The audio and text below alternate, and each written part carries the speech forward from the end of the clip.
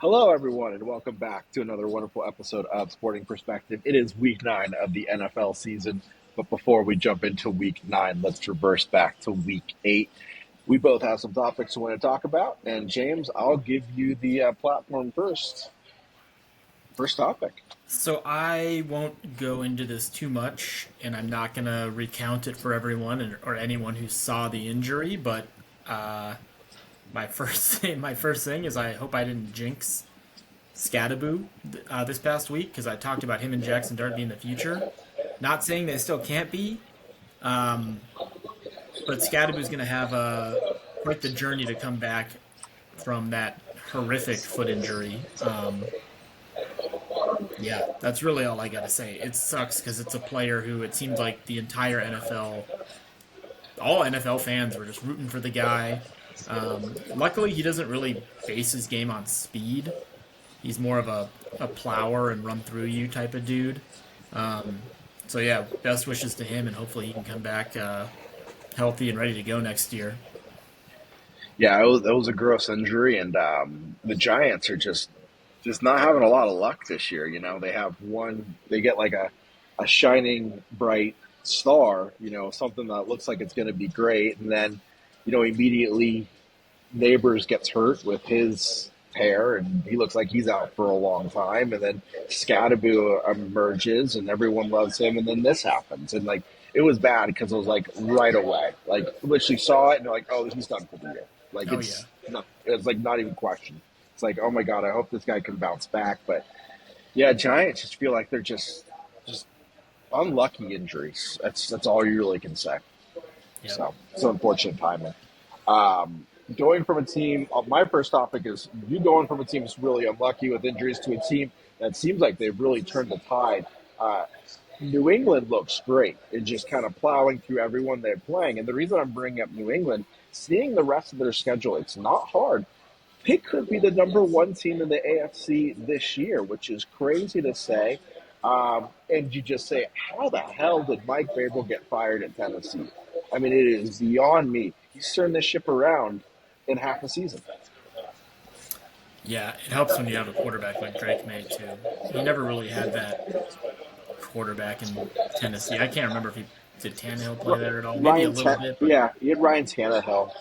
So yeah, Drake May's looking like a future potential MVP winner. Maybe not this year, but like he's doing this with guys that most people probably don't know. I mean, it's like a really old Stephon Diggs, uh, Demario Douglas, who's that? Kayshawn Moody. Mooney, who's that? A really old Hunter Henry. I mean, Travion Henderson hasn't really even gotten it going. They're still running Ramondre Stevenson out there a lot. So I mean, it's really just Drake May inflating the stats of a lot of these. If you want to talk about in basketball terms, kind of role players. Yeah, they also have a great defense. So, Yep. which helps. So, what's All your number right, my two? number two is the Jets got to win, and I've mentioned this I think a couple weeks ago, but the NFL is just absolutely impossible to pick. I'm not going to go into details because I think everyone can relate to that when it comes to whether you're betting yourself or you say you're in a pick'em league. It's just it's the one. Honestly, it's like the one sport where I know baseball anyone can win at any given time, but that's 162 games. You're gonna win, you're gonna lose. The NFL is like legit impossible because you have teams that you're like, oh, they've won three in a row and they look like the best team in football, and then they go into the next week and lose. Or the Jets haven't won a game.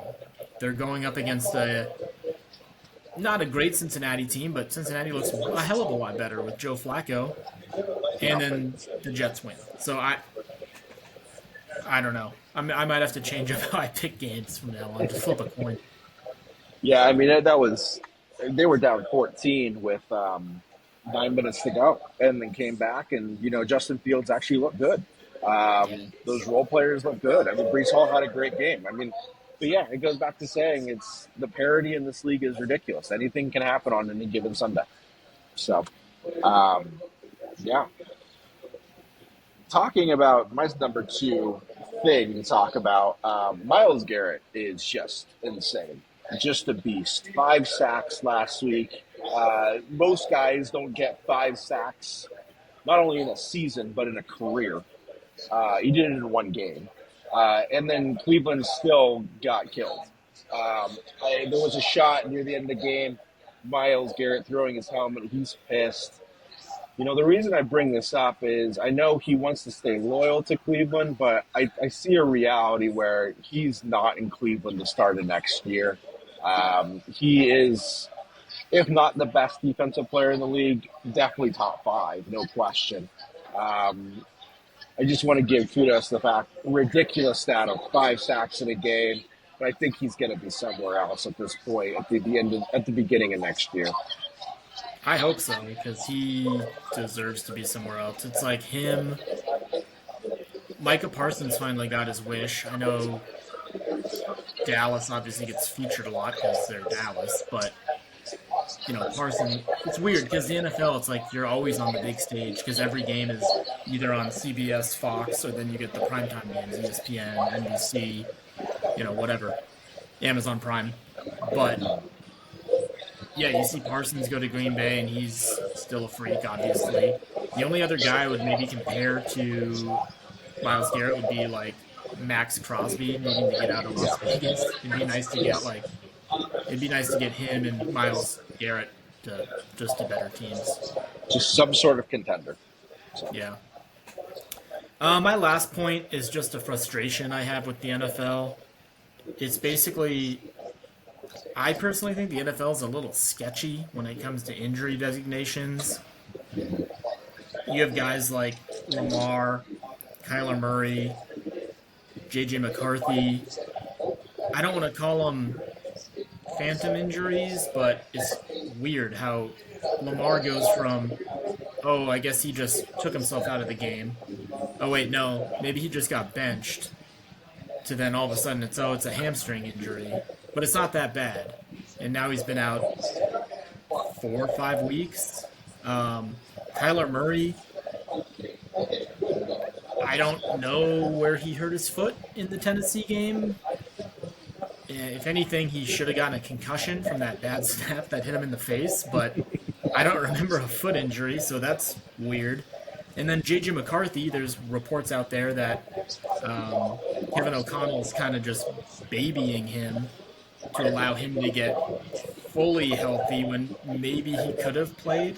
And that resulted in Carson Wentz playing through injury, and now he's out for the year. So that's an actual injury that, resulted in out for the year. But yeah, McCarthy, I don't know, just the McCarthy injury also was just kind of lingering and lingering. It's like, I thought this guy's the future of your franchise. Like, you're not going to try to do anything and everything you can to get him out there. So I'm sure there's tons of other guys where this goes on with, but those were kind of the big three where, I don't know. It's a weird. Oh, you know what? I'll throw in Bucky Irving too.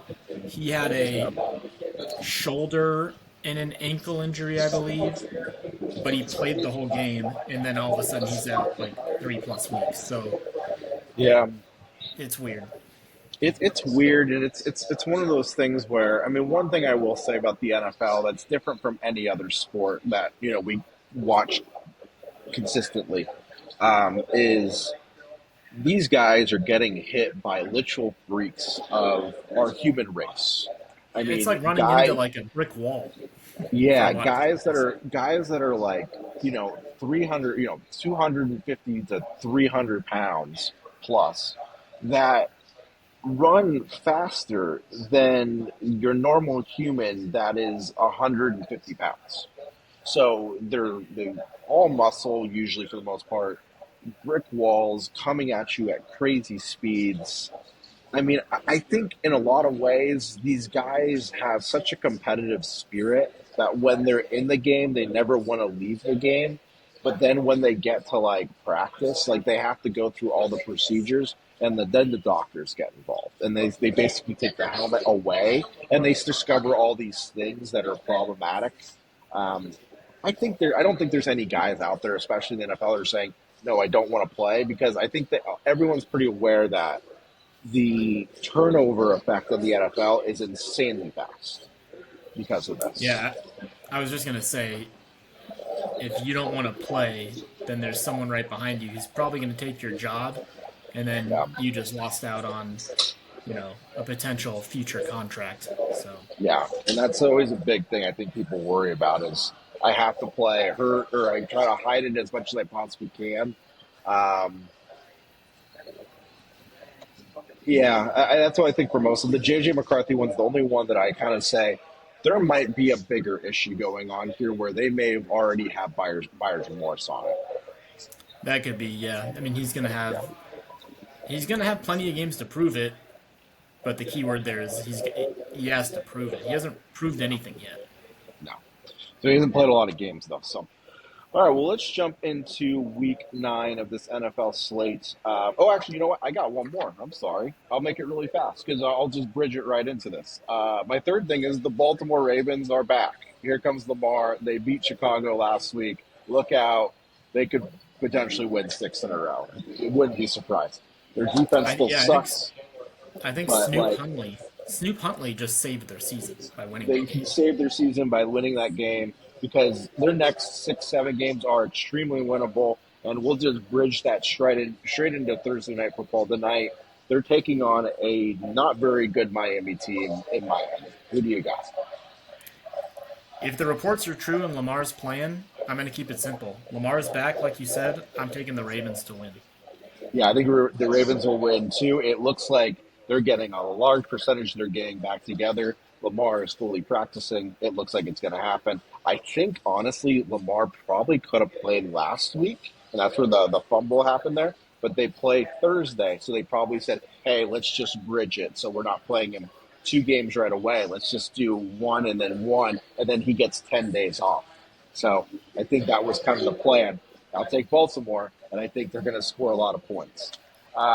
Let's jump over to Sunday. Chicago, who had that very disappointing loss to Baltimore, heading to Cincinnati, also disappointing loss to the Jets.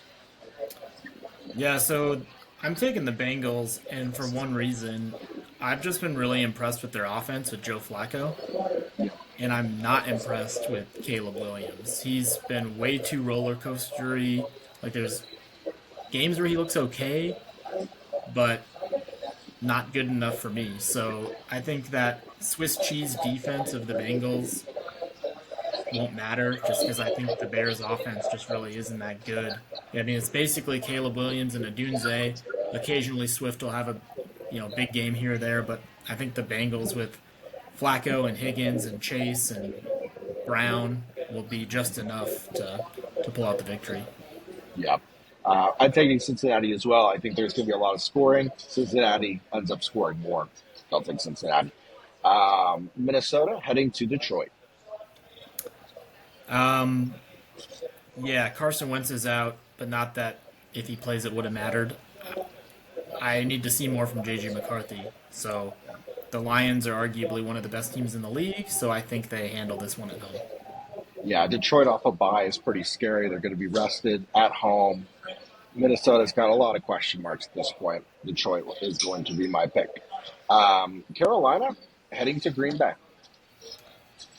Yeah, Jordan Love finally had his statement game, and I think the Packers are back to, we talked about them needing to get back into that juggernaut status. Well, they proved that last week, beating not only the Steelers, but that horrendous uniform the Steelers were wearing. They looked like the Packers, Yeah, but it was yeah, like awful, awful. Like they had like straps. It was weird. I didn't like that yeah. at all.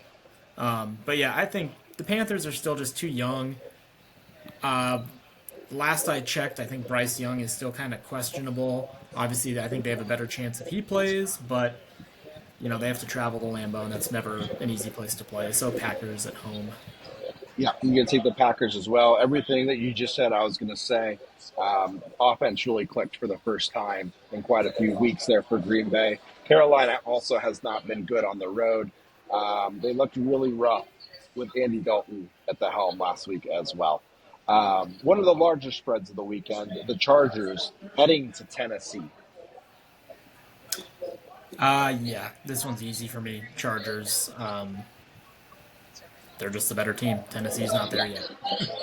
Yeah, Tennessee's probably the worst team in the league at this point. I'm taking the Chargers as well. Atlanta, disappointing effort last week heading to New England. We already talked about New England. They look great.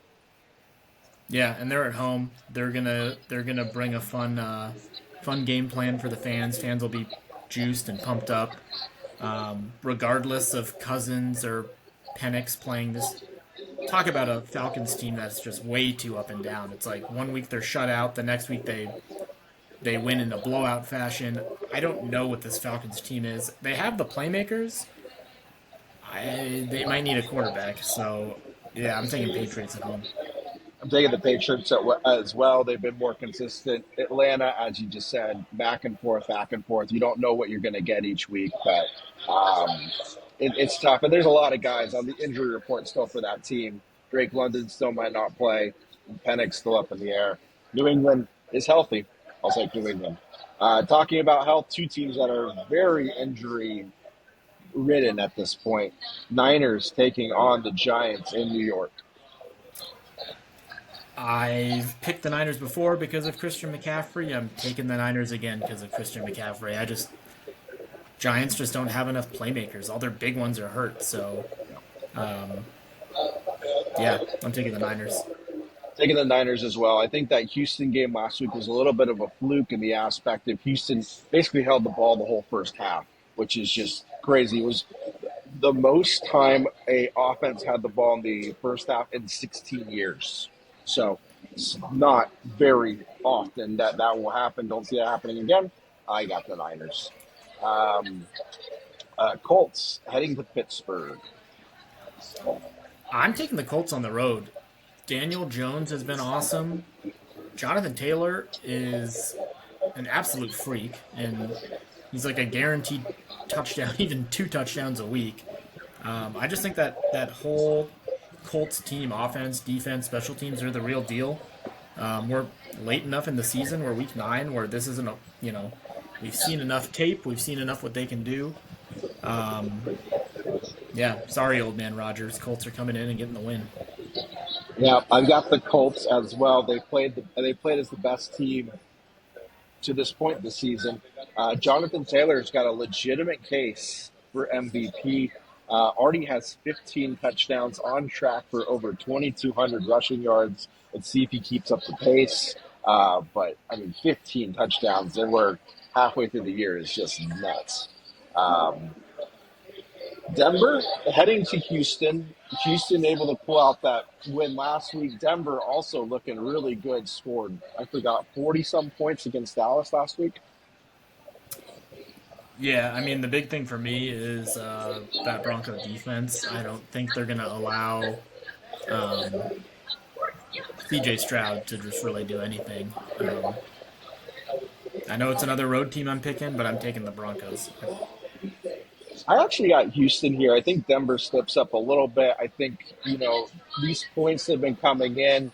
I think the offense is legit. Don't get me wrong, but I think Houston figures out a way to slow them down. They found a recipe against San Francisco last week. I see them kind of doing something similar. I also think Denver makes a trade after this game for a wide receiver or tight end. I think they're just one weapon away, and I think Houston might guide him towards saying we need one more weapon. But I think Houston wins at home. Let's go to the afternoon games. Jacksonville heading to Vegas. If the reports are true and Brock Bowers is coming back, I'm going Raiders. I think that's just one more cog in that, or one more piece to that offensive cog. Genty, Bowers, if Jacoby Myers, I know he's been out. If he can come back, I mean, there's your big three for weapons on offense. So it's a long way for Jacksonville to travel. So I'm taking the Raiders at home. Taking the Raiders for a lot of the same reasons. So New Orleans heading to the Rams. Tyler Schott got his first look of the NFL last week. Reports are he's going to be starting this week. Not an easy one to open up your NFL debut with. Rams. Yeah, I'm taking the Rams. They're at home, and it's a rookie starting his first week in week 9. he's got a lot going against him.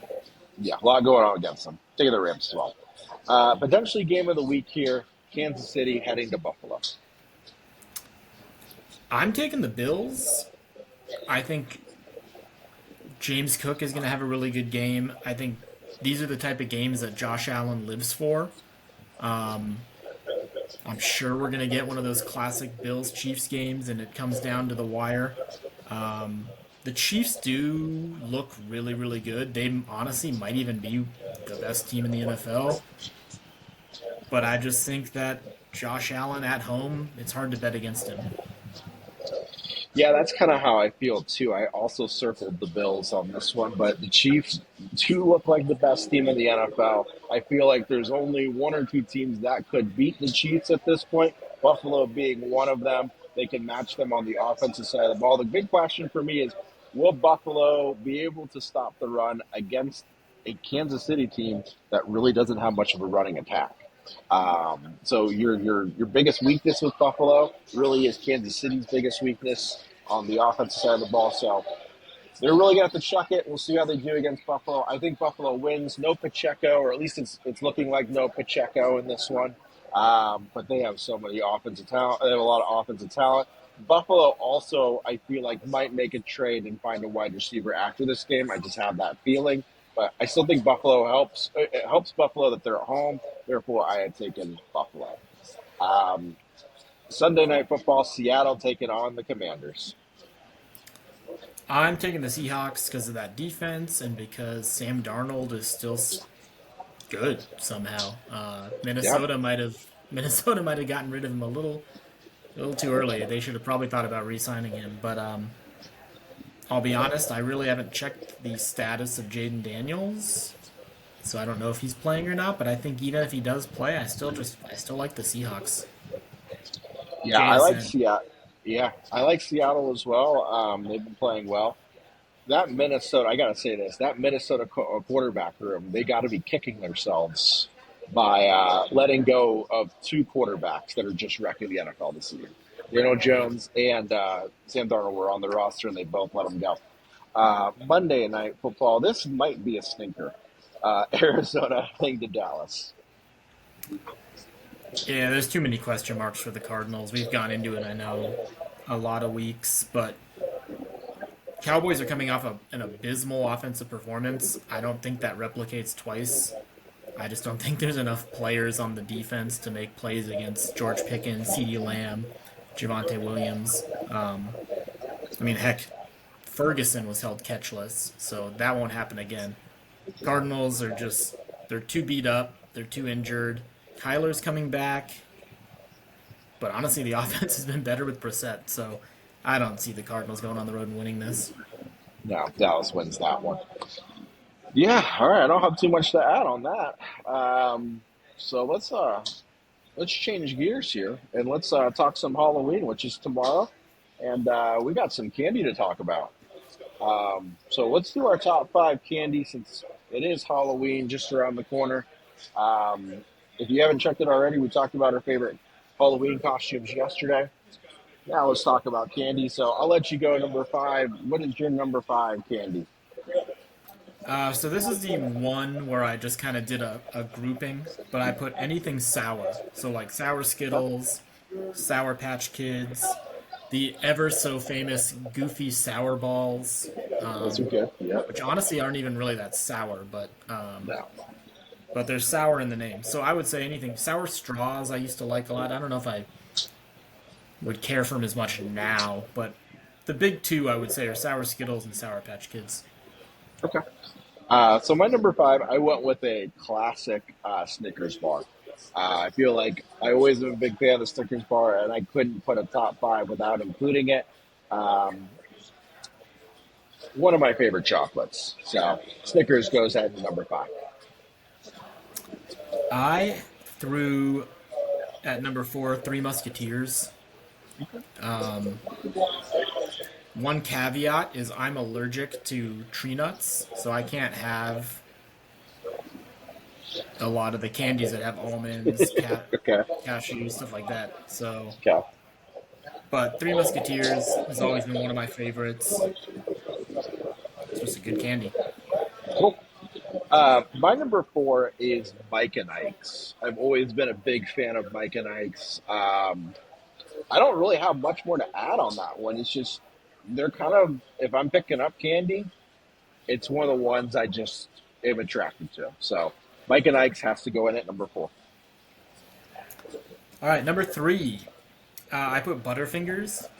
And the main reason I put Butterfingers is because if I go to Dairy Queen or any ice cream shop where you can get like a shake and fill it with something similar to Blizzard at Dairy Queen, I always go the Butterfinger route. So, and then Butterfingers on their own are tasty. It just sucks that they just stick to your teeth and the roof of your mouth for a while until Yeah. you wash them out. But I love the taste of peanut butter and chocolate. So my number three is something you kind of already mentioned a little bit, but I have to put in the Sour Patch Kids. Those things are really good. Love the bag. I'm gonna kind of put a little bit of a slash as well. There's the Sour Patch watermelon ones too. Those are really good. So I'll put both of those at three.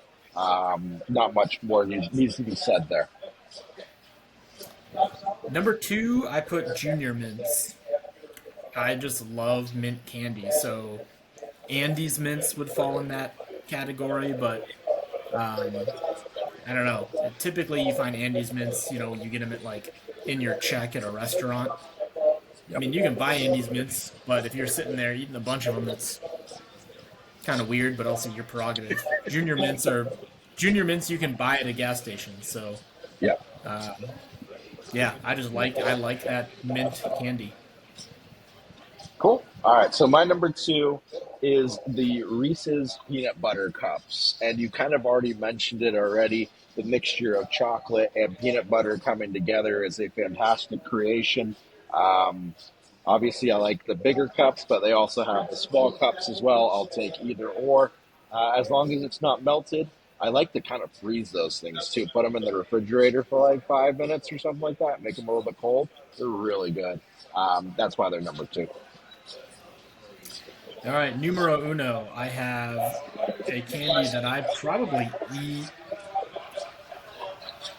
on average probably once a month. I'll go through a box of them, especially because my uh, parents-in-law, I guess, have a candy drawer and they always have this stocked for me. So they either bring me it or I can take it from the drawer when I go to their house and leave. But it's hot tamales.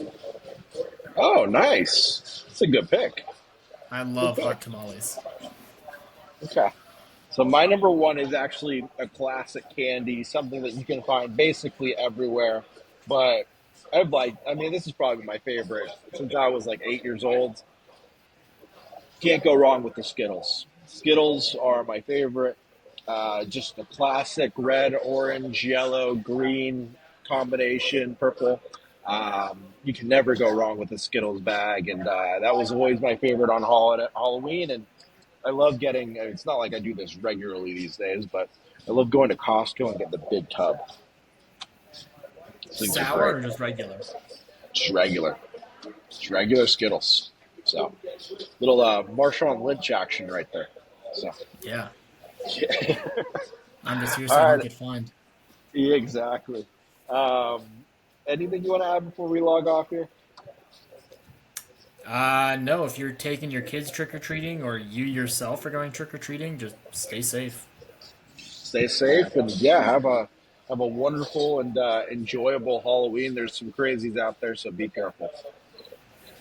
So usually we have football on Halloween, but Friday, I guess we're gonna have to stick to Game 6 of the World Series.